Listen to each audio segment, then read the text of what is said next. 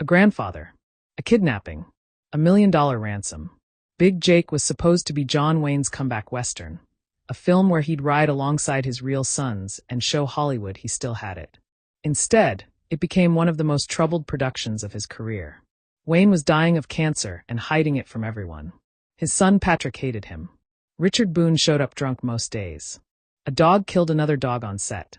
The script was rewritten during filming, and Wayne nearly died performing a stunt doctors had told him would kill him. These are 15 hidden facts about Big Jake that reveal the chaos behind the cameras. Fact 1. John Wayne was fighting lung cancer during filming. John Wayne had lost his entire left lung to cancer in 1964. 7 years later, filming Big Jake in the Mexican desert, he couldn't breathe. The altitude, the heat, the dust, all of it conspired against him.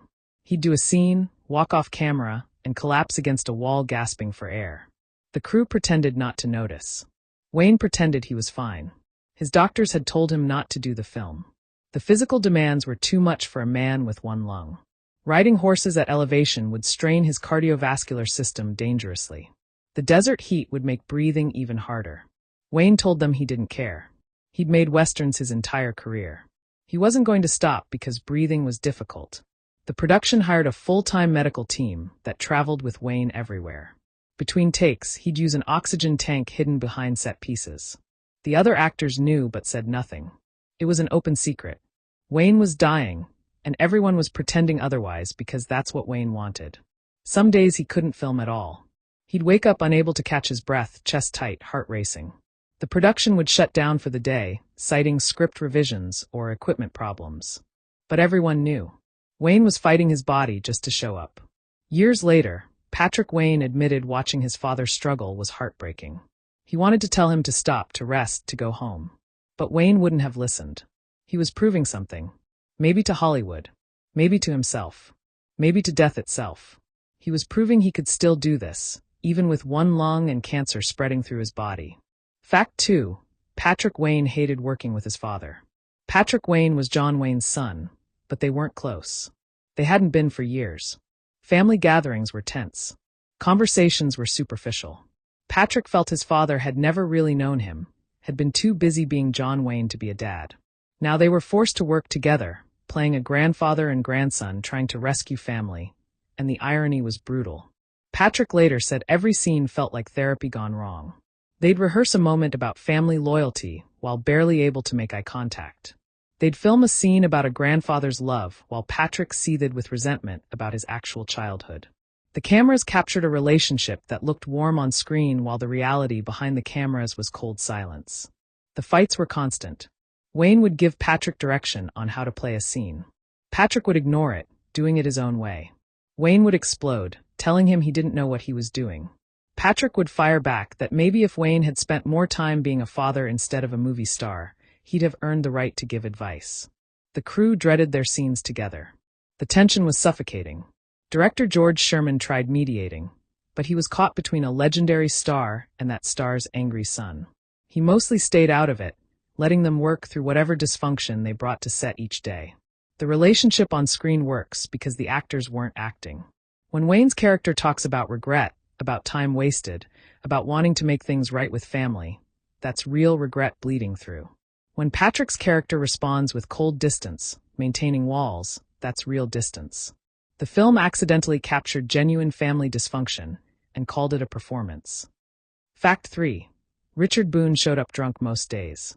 Richard Boone, playing the lead villain, had been drinking heavily for years.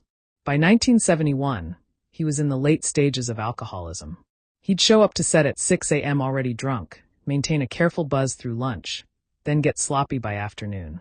The production scheduled all his important scenes for morning when he was most functional. Boone and Wayne had history. They'd worked together decades earlier and hadn't parted on good terms. Now they were together again, and old resentments surfaced. Wayne hated drunks. He'd seen too many talented actors destroy themselves with alcohol. Watching Boone stumble through scenes disgusted him. The fights were legendary.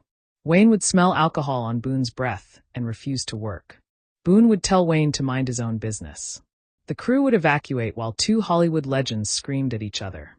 Sherman would eventually calm things down. They'd shoot the scene, then avoid each other until the next required interaction. Some of Boone's best moments came from his alcoholism. His villain feels dangerous and unpredictable because Boone was dangerous and unpredictable. You can see in his eyes that he's barely holding it together. That instability makes his character more threatening. He's not a calculated villain. He's chaos barely contained. Boone died in 1981, his liver destroyed by decades of drinking. Wayne attended the funeral but didn't speak. Whatever had happened between them during Big Jake remained unresolved. Two proud men who'd fought and never reconciled. Boone's performance in the film is haunted by his addiction, and watching it now feels like watching a man slowly disappearing. Fact 4.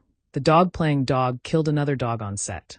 The dog playing dog in Big Jake was a trained film animal, supposedly safe and professional. During filming, another dog was brought to set for a different scene. The two dogs, both males, immediately went after each other. Before handlers could intervene, dog had killed the other dog. The production shut down for 2 days while they dealt with the aftermath. Animal rights groups got involved. Questions were asked about whether the dogs had been properly introduced, whether safety protocols had been followed.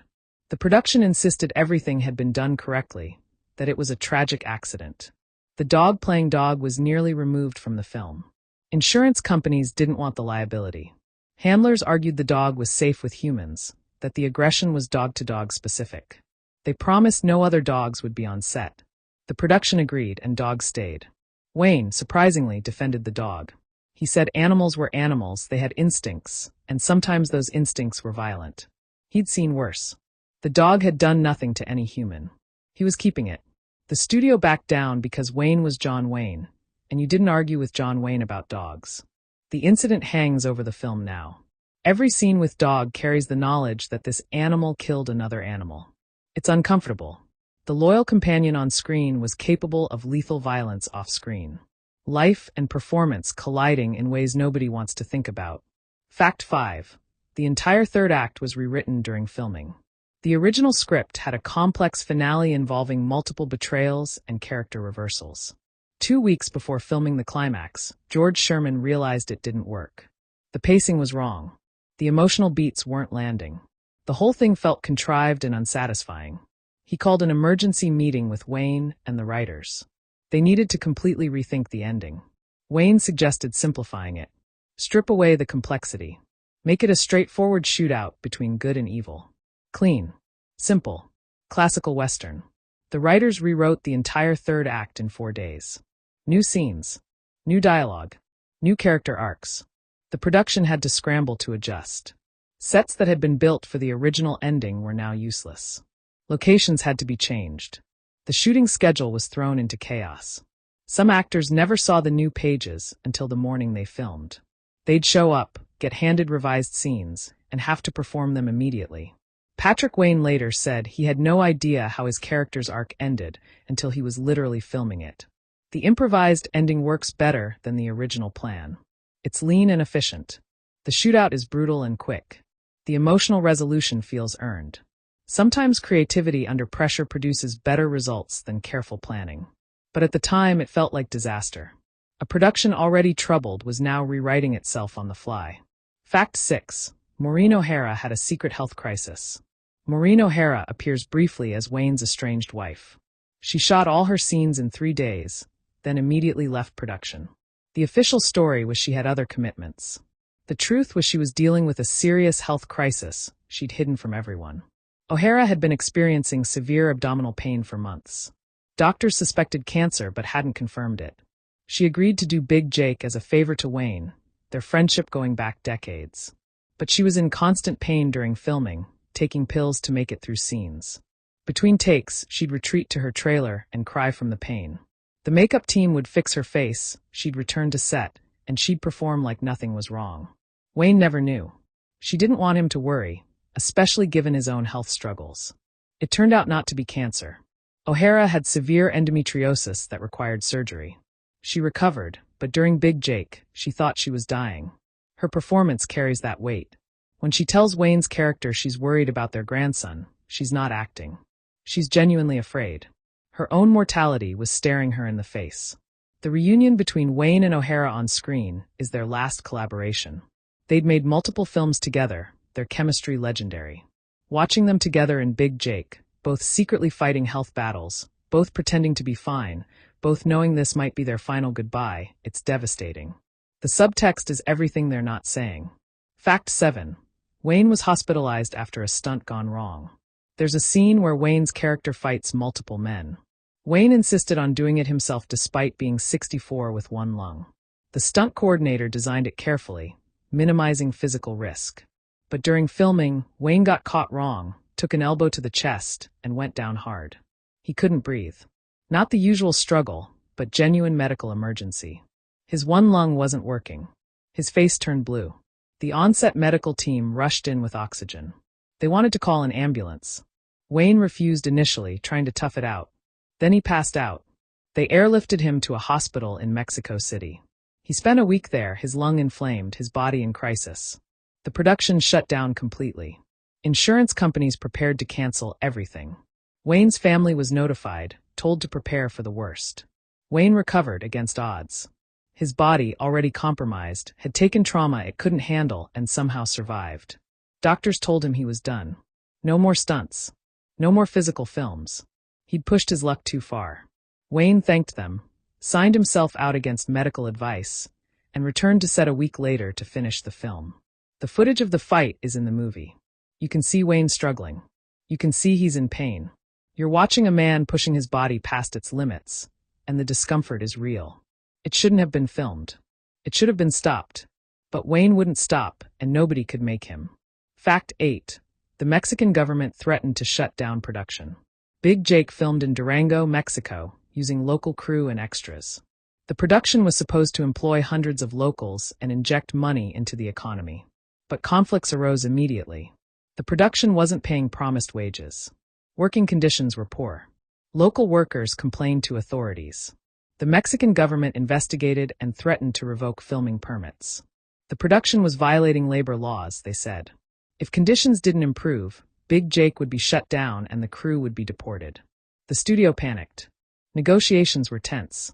The production agreed to pay back wages, improve conditions, and hire more local crew. But damage was done. Many locals refused to return. The production had to bring in workers from Mexico City, increasing costs. The budget, already over, kept climbing. There was also controversy about the film's portrayal of Mexicans. Critics argued it showed Mexicans as bandits and servants, perpetuating stereotypes. The government was sensitive to this after years of Hollywood using Mexico as a cheap filming location while showing its people as criminals or background characters. The production made some changes, adding scenes that showed Mexican characters more positively. But the core remained problematic. Big Jake, like many Westerns, couldn't escape the genre's racial issues. Mexico got its money, but at what cost? Perpetuating images that harmed Mexican people's representation in American media. Fact 9. Wayne's sons fought each other on set. Patrick Wayne and his brother Ethan Wayne, also in the film, had their own issues. Patrick felt he'd earned his place in Hollywood. Ethan was just starting out, writing their father's name. Patrick resented Ethan's easy path. Ethan resented Patrick's resentment. The brothers fought constantly, sometimes verbally, twice physically. The crew had to separate them multiple times. George Sherman considered firing both, but you can't fire John Wayne's sons when John Wayne is the star. So the brothers stayed, and the set remained toxic with family dysfunction. John Wayne tried mediating, but made things worse. He'd take Ethan's side, which infuriated Patrick. Or he'd take Patrick's side, which made Ethan feel abandoned. Wayne couldn't win. His presence made everything more complicated because everything between them was about him, about his legacy, about who had his approval. The film tries to be about family reconciliation. 3 generations coming together to save one of their own. Behind the cameras, 3 generations couldn't stand each other. The Wayne family was fracturing, and Big Jake captured it accidentally. The tension on screen isn't scripted. It's real family pain dressed up as a Western. Years later, the brothers reconciled somewhat. But during Big Jake, they were enemies forced to pretend otherwise. Every scene together was a performance of family that didn't exist. The audience never knew. They saw a family working together. Behind that image was chaos. Fact 10. The budget spiraled completely out of control. Big Jake was supposed to cost $3 million. By the time filming wrapped, it had cost over $5 million. The The overruns came from everywhere. Wayne's health shutdowns, the script rewrites, the Mexican labor disputes, the location challenges, weather delays. Everything that could go wrong did. The studio was furious. Batjack Productions, Wayne's company, had promised a lean, efficient Western. Instead, they'd delivered a bloated, troubled production that had gone wildly over budget. Wayne personally guaranteed some costs, putting his own money at risk. The financial pressure added to everything else. Wayne was dealing with cancer, family dysfunction, and now potential financial ruin. He'd bet on himself, on his ability to make a profitable Western, and the production was proving him wrong. The stress was immense.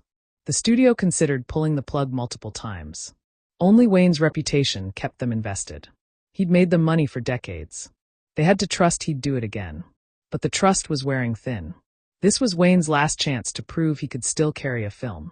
When Big Jake was finally released, it made money. Not huge money, but enough to recoup costs and turn a modest profit. Wayne had survived again. But barely. The film's financial success masked how close it had come to destroying everything. Fact 11. The climactic shootout was filmed in one day. The final shootout, the film's entire climax, was shot in a single marathon day. The production was out of time and money. They had to get it done or the film would be incomplete. Sherman planned meticulously, using multiple cameras, choreographing everything down to the second. They started at dawn and didn't stop until after midnight. Wayne, exhausted and ill, pushed through on willpower alone. The cast and crew were running on adrenaline. This was it. One shot at the ending. No resorts. No second chances. The footage shows the exhaustion. The actors look drained. The action feels desperate. And it works. The shootout doesn't feel polished. It feels raw and real. Men fighting to the death because they have no other choice. That authenticity came from actually being exhausted, actually desperate, actually at the end. When Sherman called rap, the crew applauded. Not because it was good, though it was, but because they'd survived. They'd made it to the end of a production that had tried to kill them. Wayne shook everyone's hand, thanking them personally. Then he got in a car and left, too exhausted to say more. Fact 12. Half the stunts were performed by men over 60. The stunt team for Big Jake had an unusual problem. Wayne wanted authenticity. He wanted men who moved like aging cowboys, not young athletes pretending. So they hired stuntmen in their 50s and 60s, many of them old-school Western performers who'd been doing this since the silent era. These men could still ride and fight, but recovery was slower. Injuries that would sideline a young stuntman for days would sideline these men for weeks. The production burned through stuntmen, each injury adding delays and costs. One stuntman, in his late 60s, broke his hip during a horse fall. He'd insisted on doing the stunt despite coordinator concerns. He nailed it on the first take, then couldn't stand up. They carried him to a hospital where doctors said he'd never walk without a limp again. The man was devastated. His career was over. Wayne felt responsible. These were his peers, men his age doing dangerous work, because he wanted authenticity. He visited every injured stuntman, paid for medical costs out of his own pocket. But guilt didn't undo the injuries. The film shows what aging action looks like. The fights aren't graceful. They're brutal and clumsy. Men struggling. And that's honest. That's what Wayne wanted. But the cost was high. Several men's careers ended on Big Jake. They gave their bodies for authenticity that most viewers never even noticed. Fact 13. The film's release was delayed 6 months. Big Jake was supposed to release Christmas 1970. But post-production problems pushed it to summer 1971. The editing took longer than expected. The sound mix had issues. The studio wasn't confident in the film and kept delaying, hoping to find the right release strategy. The delays drove Wayne crazy. He'd pushed his body to the limit making this film, and now it sat on a shelf. He worried audiences would forget about it. He worried the moment had passed. Westerns were dying. Maybe Big Jake was already obsolete. The studio finally released it in May 1971 with minimal marketing. They didn't expect much. A John Wayne Western might do modest business, they thought. Nothing special. They were wrong. Big Jake opened strong and had decent legs. Audiences wanted to see Wayne, even if critics didn't. But the delays had consequences. Some of the older cast members died before seeing the finished film. The delays meant they never got to see their final performances. That haunted the survivors. These men had given everything, had suffered injuries, and hadn't lived to see it completed.